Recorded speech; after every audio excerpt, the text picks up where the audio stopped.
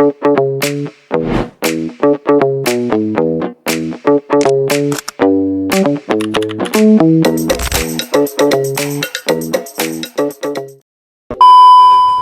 warahmatullahi wabarakatuh.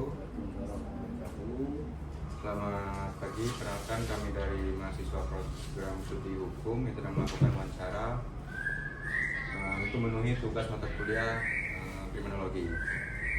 Pertama, kami mengucapkan terima kasih kepada Bapak dari Polsek yang telah berkenan meluangkan waktu untuk memberikan informasi dan berbagi pengalaman kepada kami. Wawancara ini bertujuan untuk menambah pemahaman kami mengenai fenomena kejahatan, faktor penyebabnya, faktor upaya penanggulannya, kejahatan yang dilakukan oleh pihak kepolisian.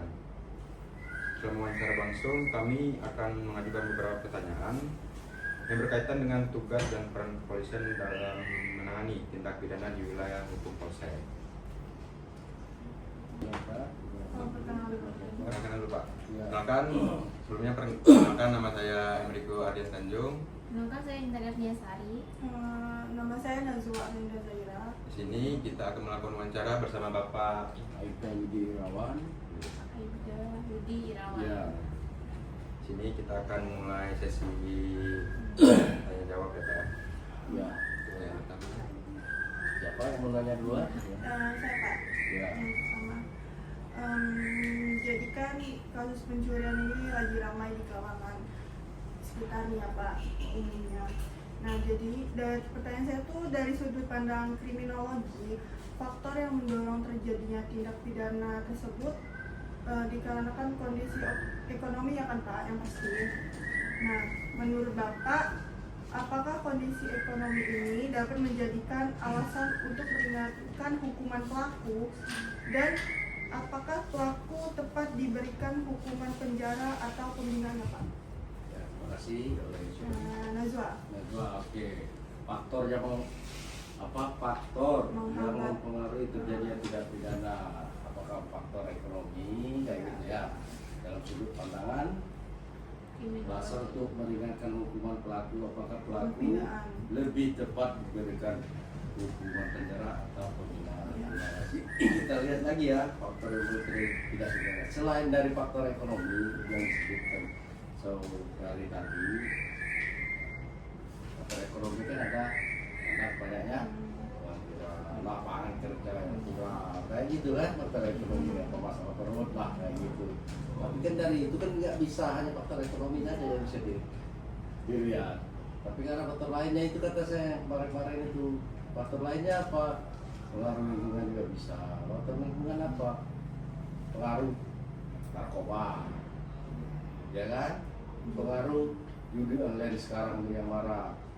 Kenapa? Karena mohon maaf nih, setiap pelaku pencurian yang kita tangani di Polres di Polsek ini, kita kan selalu menanyakan barang yang telah diambil atau dicuri oleh saudara dikemanakan saja, atau dijual, dan untuk apa sih uangnya?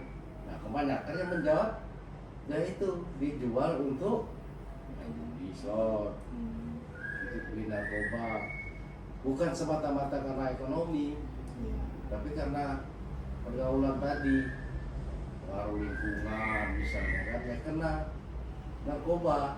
Pertemanannya itu. Iya, pertemanan, mau nggak mau udah kecanduan orang ini kan, narkoba larinya, judi online. Nah itu makanya banyakkan pelaku itu situ, bukan semata-mata dia mengambil barang itu karena untuk dijual, untuk beli makan, apa beli beras atau beli susu. Jauh dari situ. Rata-rata pelaku ini kan mampu sehat. Maaf Pak, saya mau Gitu. tahu. Tapi saya mau nanya, terus kalau misalnya pelaku ini terlibat karena ekonomi itu, kata Bapak itu lebih baik tepatnya diberi hukuman atau penjara kalau orang yang benar-benar karena ekonomi? Ya kita lihat dulu dia melakukan pencurian apa. Seperti yang dulu kasus cuma untuk ngambil singkong, atau ngambil padi, atau ngambil beras berapa kilo. Ya kita lihat balik lagi ke ekonomi background pelaku tersebut. Dan kami kan pihak kepolisian kan menilai melihat sesuatu orang itu benar nggak seperti yang dikatakan saudara Iya. tadi, dia mengambil barang atau melakukan pencurian itu karena faktor ekonomi, karena tidak bisa makan kayak gitu kan. Iya. Kita lihat background seseorang itu, tahu dia nenek-nenek yang viral itu kan jelas backgroundnya. Kita lihat lagi data lagi di RT RW ini apa sih background ibu-ibu atau nenek-nenek ini, mampu nggak orangnya? Ternyata nggak mampu. Dan itu ada aturannya yang mengatur hal tersebut, bisa dilakukan restoratif justice. Ya semata-mata harus dihukum, ya kan? Iya. Penjara kan bukan hal yang utama, Iya. bisa dilakukan pembinaan. Ya lihat alasannya tadi, kalau yang pelaku udah siap juga, anak-anak muda, kita lihat rumahnya, ya keluarganya mampu, nggak mungkin masalah ekonomi, ya pasti larinya ke narkoba, judi online, kayak hidup itu. Orang itu kan nggak sehat kalau udah kayak gitu, pikirannya kan berbeda, maunya mengambil barang menjual Iya. Yang untuk instan. memenuhi instan, untuk memenuhi kebutuhan dia, kecanduan tadi itu kan. Kita juga polisi juga menilai orang ini kasihan ya, nggak mampu karena bisu anaknya, jadi dia mengupayakan restoratif justice. Ini saya di luar pengadilan itu berdamai lah bahasanya, nanti kami beri pengertian ini. Berarti yang viral nenek-nenek di kayu itu dihukum penjara itu bukan atas hukuman kepolisian, berarti mungkin dari pihak korban juga ya minta nggak mau Yang dulu ya, pembinaan itu. Pak, masih pasal lama dulu ya. Iya. Kalau dulu namanya hukum itu nggak menilai nggak melihat backgroundnya dulu, tapi kan perbuatan yang dilihat, mengambil barang sesuatu. Tapi kan secara kemanusiaan sih, hukum ini kan harus mesti dengan menerapkan pasal perbuatannya, tapi kan nilai demi kemanusiaan, ya kan? Memanusiakan manusia itu norma hukum juga, lebih tinggi kan kemanusiaannya. Masa tega sih Iya. kayak gitu? Kan bisa, makanya di pengadilan dia keputusan hakim kan bisa menilai seseorang itu, karena hakim lah yang menilai apakah layak atau tidak seseorang itu dihukum. Karena apa putusan hakim kan berdasarkan final, nggak bisa dibantah. Nggak semesti harus menghukum seseorang dengan penjara sekian. Nanti ada penilaian hakim. Ya, penilaian hakim itu khusus hakim itulah yang tahu. Kita nggak tahu itu. Ya, mesti penjara sekian. Ya, akan efek jerah lah. Iya kan? Balik lagi ke orang yang masing-masing, 3 bulan, 5 bulan, 1 tahun, keluar dari situ masih lagi melakukan perbuatan, masih sama lagi apa? Ya untuk ketentuan tadi itu kebanyakan seperti itu. Kalau di sini kita lihat, kalau nasional ada sih 1-2 yang viral itu kan, karena kebutuhan besar ekonomi, makan nggak ada, ya balik lagi lah selingkuhan apa malah sisa kan ada. RT kan ada, Pak Bim kan ada, sebenarnya bisa dilaporkan, kasih bantuan. Sebenarnya itu sih harus ya warga umum sekitar kan bisa melihat atau menilai sih, ini tetangga kita ini mampu nggak, masalahnya sih bantuan kayak gitu daripada dia kelaparan. Ini juga kan pahala juga kan, nggak berdosa seperti itu. Gitu. Pertanyaan selanjutnya Pak, bagaimana peran kriminologi dalam membantu aparat penegak hukum mengungkap kejahatan di kalangan sekitar Pak? Kalau kriminologi itu apa sih? Kriminologi. Hukum, kriminal. Ilmu yang pelajari tentang hukum ya, ilmu pelajari. Ya, perannya itu ya membantu aparat penegak hukum mengungkap kejahatan di kalangan sekitar. Ya sebenarnya sangat membantu sih masyarakat di sekitar ini dalam mengungkap suatu peristiwa pidana, dalam hal memberi informasi kepada pihak kepolisian dalam hal ini pada saat melakukan penyelidikan TKP awal, ya kan, supaya info-info yang diterima ya bisa dikembangkan lagi. Terus kata saya yang kemarin apa, memasang minimal CCTV di tempat-tempat rawan bagi yang mampu, rumah-rumah yang bagus lah. Pas sekarang kan gampang kan, CCTV ini 200-100 ada kan. Itu sangat membantu peran kepolisian dalam melakukan apa, proses penyelidikannya. karena dari situ kan itu petunjuknya.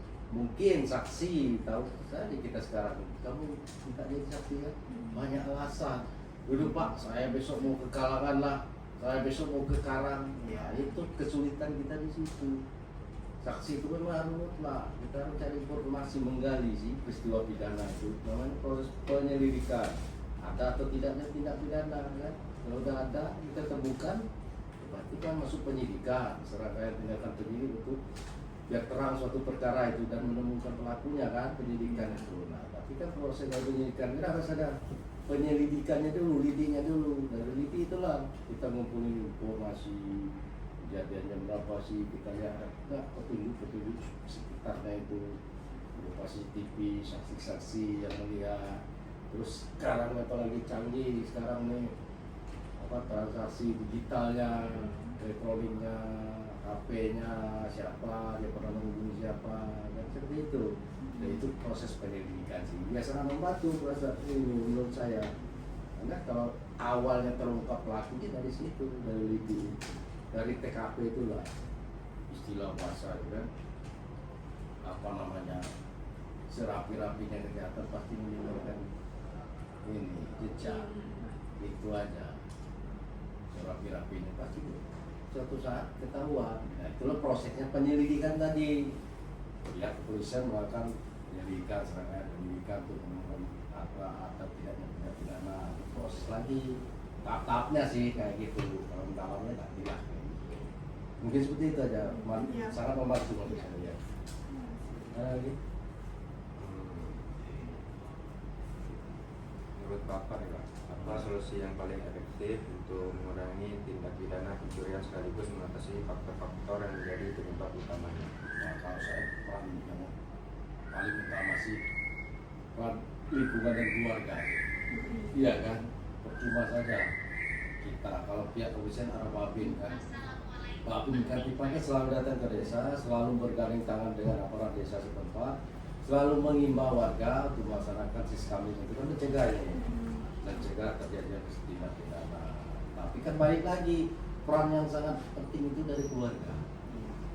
Keluarga itulah yang tahu keadaan seseorang membuat apa, watak seseorang, karakter seseorang. Ya, kalau kita dari pihak luar ya bisa berikan penyuluhan kayak adik-adik dan mahasiswa ini minimal ya ada penyuluhan tentang hukum sih, apa konsekuensi hukumnya, siapa berbuat apa, ada undang-undang nih yang melarang, kenapa undang-undang dibuat, makanya ada pembatasannya itu. Jika melanggar ini ada konsekuensi hukumnya seperti itu.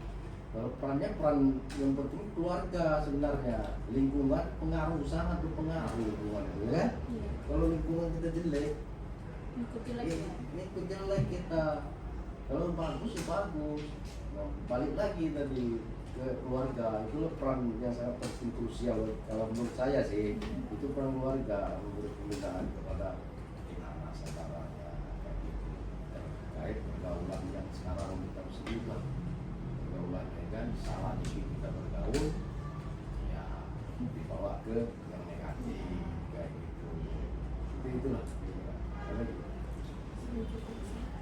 Ini ada terakhir Pak, apa pesan yang ingin Bapak sampaikan kepada masyarakat yang sedang menonton agar terhindar dari tindak pencurian? kalau pesan saya kalau pihak kepolisian kepada masyarakat ya memang apa namanya itu, kalau beraktivitas di malam pada malam hari ini jangan jam rawan. Kenapa? Karena kriminal atau pelaku itu menginginkan seorang jam-jam rawan tersebut. Ya kalau misalnya warga atau masyarakat bepergian mau kendaraan, parkir motor ganda lah, kunci ganda supaya pelaku itu tidak leluasa mengambil sepeda motor. Minimal dia punya waktu dulu gitu. Nah terus lagi pesan saya ya menjaga inilah siskamling, apa seputar lingkungan masing-masing, biarkan lagi buka lagi siskamling ini, bisa bekerja sama dengan Babin, kepala desa, RT, RW, RK. Ya itu kan perannya itu mencegah kan, minimal di lingkungan kita dulu. Ya, kalau lingkungan kita udah aman, nggak ada yang jaga, ya itu berlaku. ya para pelaku itu sistem targetnya acak, nggak tahu kita dia ke apa, ini kan acak targetnya. Pelaku itu muter-muter, ada kesempatan baru dia melakukan aksi tindak pidana. Kalau ini apa namanya pesannya ini apa satu lagi nih, kalau melihat mendengar peristiwa tidak pidana yang cepat lagi nih melapor ke kantor polisi, ya silakan telepon 110 call center 110 itu gratis itu.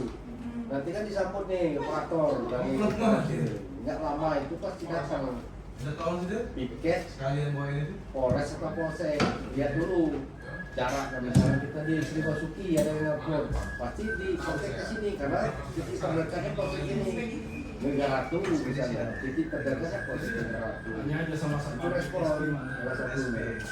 respon cepat pihak kepolisiannya itu 110 itu. Juga pulsa juga nggak apa-apa sosialisasikan ke masyarakat atau nggak perlu kantor polisi, nggak usah karena kita zaman udah canggih. Kata saya cukup telepon aja 110 pasti nggak nyambung sana, sudah pasti dikasih tahu.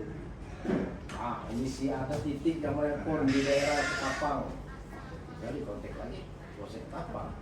Kan itu titik terdekat. Kalau di sini kan jarak beda, terlalu jauh.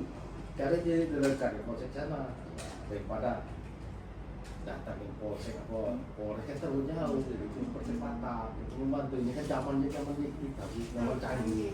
Manfaatkanlah teknologi itu seperti itu. Ya. Kami terima kasih atas ini berbagi pendapat bagi ilmu Bapak. Kami ucapkan lagi terima kasih Pak telah menerima kami sebaiknya di sini di Polsek Kota Kota. Kami akhiri. Wassalamualaikum warahmatullahi wabarakatuh. Waalaikumsalam warahmatullahi wabarakatuh. Ya, terima kasih telah datang ke sini. Mohon maaf bila ada penyampaian atau kata-kata yang salah ya. Mohon maaf, ya salah kata-kata juga ya. Enggak ada yang sempurna. Itu saja. Assalamualaikum warahmatullahi wabarakatuh. Foto dulu. Iya, Pak. Iya. Foto dulu.